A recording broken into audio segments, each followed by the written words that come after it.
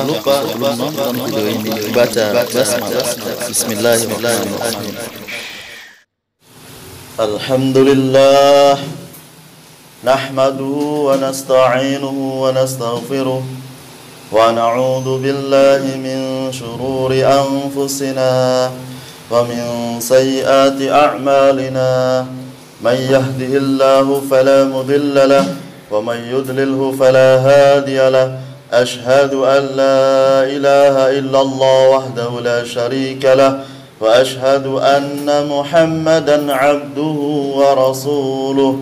Allahumma salli wa sallim wa barik ala sayyidina Muhammad wa ala alihi wa ashabihi wa man tabi'ahum bi ihsanin ila yaumiddin. Amma ba'd.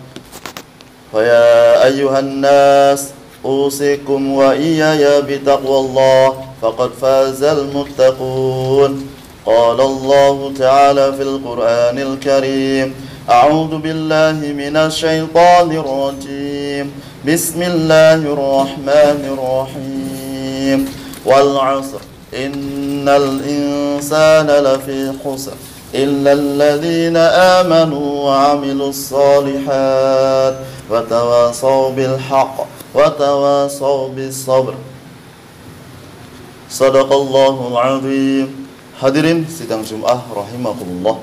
Segala puji hanya milik Allah Subhanahu wa taala yang telah menciptakan langit, bumi dan perkara di antara keduanya. Semua tunduk patuh pada aturan Allah Subhanahu wa taala.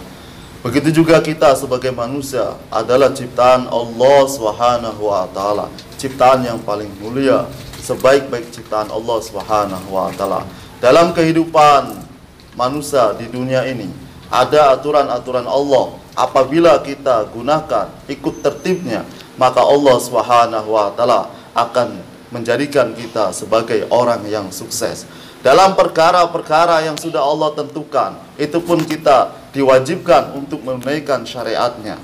Seperti halnya kita meyakini bahwa rezeki itu adalah datang daripada Allah dan sudah ditentukan oleh Allah Subhanahu wa taala.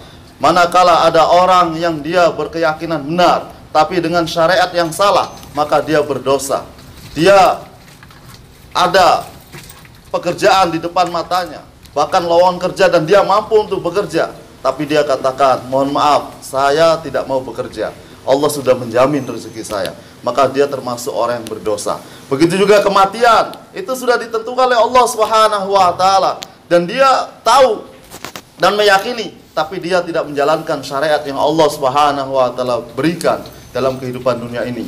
Dia terjun dari gedung yang tinggi, dia dengan keyakinan bahwa Allah yang akan mematikan kita. Kemudian dia terjun, dia mati, itu pun berdosa. Artinya hadirin rahimakumullah, dalam kehidupan zahir dan batin kita ini harus sesuai dengan aturan Allah Subhanahu wa taala. Apapun yang terjadi, kita buat dan usaha untuk sebaik mungkin menjadi orang yang taat kepada Allah Subhanahu wa taala. Dan bukan hanya perkara-perkara dunia yang harus kita buat usahakan. Terkadang pun ada orang yang berlebihan sehingga dia meyakini bahwa tanpa kerja kita tidak akan mendapatkan rezeki. Ini pun kesalahan. Ini fatal dan bahaya. Ketika seorang meyakini sesuatu yang selain Allah Subhanahu wa taala, maka dia termasuk orang yang syirik. Hadirin sidang Jumat rahimahullah. Maka penting dalam kehidupan dunia ini kita harus buat usaha. Usaha dunia dan usaha akhirat. Usaha dunia adalah sesuatu yang kita mampu. Bertani, berdagang dan lain sebagainya. Usaha akhirat adalah sesuatu yang kita mampu juga. Fattaqullaha mastata'tum. Bertakwalah kamu kepada Allah semampu kamu. Ketika kita sholat tidak mampu untuk merapat-rapatkan, ketika kita sholat tidak mampu untuk berdiri, maka boleh duduk. Ketika kita tidak bisa duduk, maka boleh berbaring. Apa yang kita mampu dalam mengamalkan perintah Allah, maka kerjakanlah sekuat tenaga kita, semampu kita. Itu Allah akan terima dengan kemampuan kita. Hadirin, terkadang kita melalaikan ketika diri kita memiliki sifat yang rusak.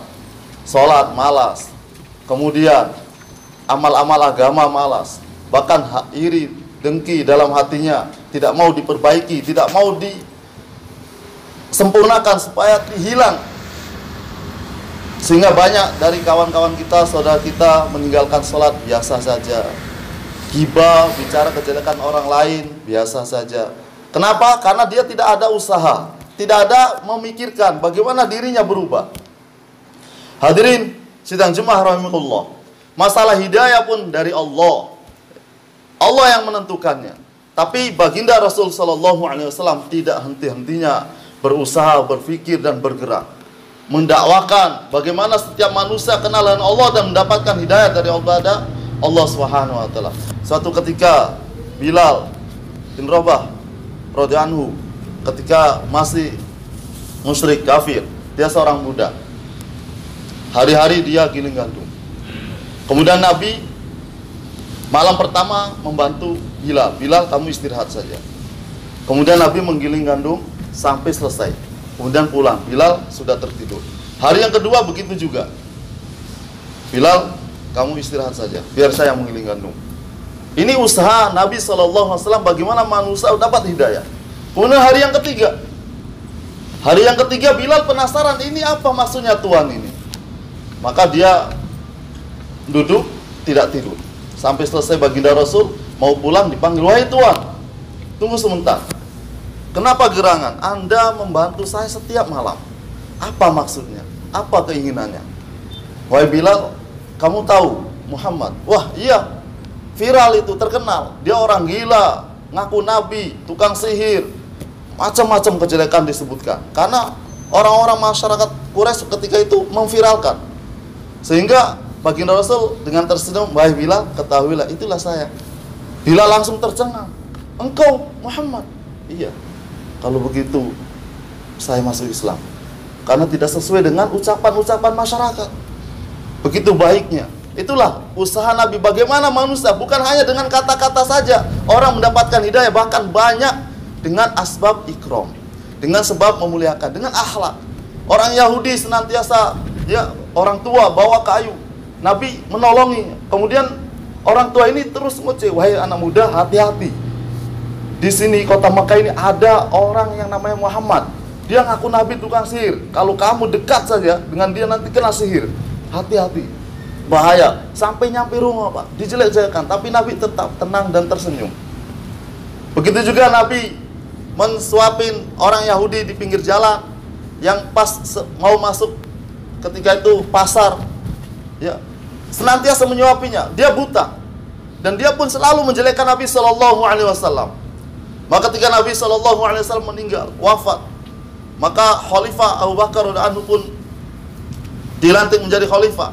Kemudian menanyakan kepada istrinya, yaitu anaknya sendiri, ya Aisyah, apakah saya sudah melakukan semua apa yang baginda Rasul lakukan? Wahai ayah, wahai khalifah, ada yang belum ayah lakukan. Apa itu? Nabi SAW setiap pagi pergi ke pasar. Sebelum masuk pintu pasar itu ada seorang pengemis Yahudi, dan Nabi senantiasa memberikan makanan korma, dikunyah kemudian disuapin. Maka besoknya langsung Abu Bakar radhiyallahu anhu menyuapin orang Yahudi tadi. Dengan beda orang dan beda ya, rasanya orang Yahudi ini heran, kayaknya ini bukan yang biasa dah. Kayak ini bukan yang biasa nih. Ini yang biasa Pak. Ini yang biasa menyuapin tiap pagi. Tapi berapa lama ini kok nggak pernah muncul, kamu kemana aja? Terus rasanya kok beda ini, kasar. Kalau yang dulu tuh lembut, terus enak ceritanya, tata keramanya. Orang Yahudi menjelekkan Nabi SAW di depan Abu Bakar. Dia menangis karena dia rindu orang tua itu sosok yang seperti dulu menyuapinya. Maka Abu Bakar pun jujur, wahai Tuhan, betul Tuhan, bukan orang yang tadi yang menyuapin engkau sekarang ini. Saya adalah sahabatnya. Loh, terus mana orang yang tadi yang biasa menyuapin saya itu? Beliau sudah wafat. Siapa, di mana rumahnya? Beliau itu orang yang engkau jelek-jelekan itu, yaitu Muhammad SAW. Langsung tersedih, menangis. Dan beliau masuk Islam. Banyak dengan sebab akhlak. Maka hadirin yang rahimakumullah, penting dalam setiap apa yang kita inginkan, kita harus buat usahanya. Setiap apa yang kita ingin dapatkan, kita harus ikut tertibnya, aturannya. Seperti sekarang virus corona viral, ya kita ikuti aturannya. untuk menyelamatkan. Ini adalah syariat. Jangan juga diyakini. Loh gimana? Seperti halnya rezeki tadi, kematian tadi, itu pasti Pak. Tapi nggak boleh Bapak bunuh diri, haram. Nah Bapak begitu tahu ada orang yang positif, kemudian kita dekati, itu pun nggak boleh. Intinya hadirin rahimakumullah, dalam kehidupan dunia ini kita harus usaha, ya, dan usaha harus benar. Bagaimana kita bisa usaha dan dengan benar? Maka kita harus belajar. Kita harus belajar. Nah yang terpenting, yang banyak terlupakan oleh kaum muslimin sekarang ini, usaha untuk memperbaiki diri, usaha untuk memperbaiki orang lain. Terkadang kita menegur orang lain bukan untuk memperbaikinya, tapi untuk mengoloknya, untuk membanggakan dirinya dengan ilmunya.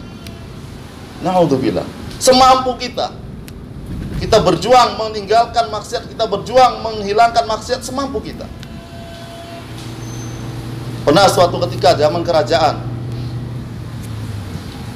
raja di malam itu nggak bisa tidur, maka kemudian prajuritnya diangkat, dibangunkan, ayo kita keliling kota, keliling kampung.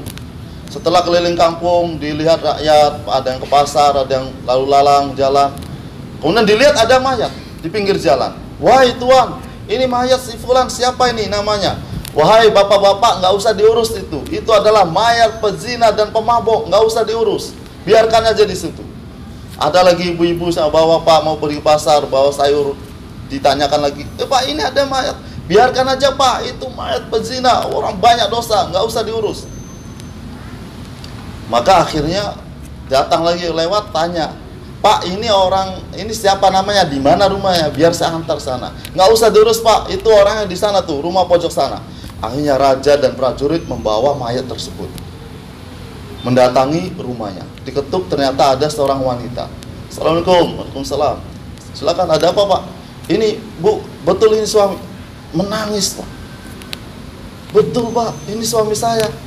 Ibu, ini suami ini banyak dosa, pezina dan pencuri. Kenapa Ibu kok masih ini sayang sama dia, malah bersedih lagi? Jadi orang-orang nggak mau mengangkat mayatnya. Maka si ibu tadi cerita, wahai ini waliullah, waliullah. Raja heran dan prajurit, waliullah. Orang-orang mengatakan pendosa, orang yang bermaksiat. Kenapa engkau katakan ini waliullah? Wahai seorang ibu, saya istrinya Pak. Dia punya kerisauan, punya keinginan bagaimana maksiat itu di kampung ini berkurang. Karena kita tidak mampu menghilangkannya, maka minimal berkurang. Suamiku itu pedagang. Setiap hasil itu dibelikan homer, kemudian dipecah di belakang rumah itu. Kalau Bapak nggak percaya, lihat tuh. Dilihat banyak Pak, botol-botol pecah, botol-botol homer. Kemudian suamiku, kita udah musyawarah, sepakat Pak, suamiku tiap hasil juga kalau lebih beli wanita pezina itu untuk dibebaskan. Jadi memang masyarakat tahunya dia itu adalah pezina dan pencuri. Akhirnya seorang raja pun mengumpulkan rakyatnya. Kalau gitu ini biar saya bawa ke kerajaan, seluruh rakyat untuk menyolati dia. Hadirin rahimakumullah. Jadi keusaha kita ini dinilai Pak sama Allah Subhanahu wa taala. Jangan kita memikirkan hasilnya, tapi usahanya. Walladzina jahadu fina lanahdiyannahum subulana. Ini yang Allah inginkan. Siapa saja yang sungguh-sungguh di jalan Allah, maka pasti Allah akan teguhkan langkah-langkahnya.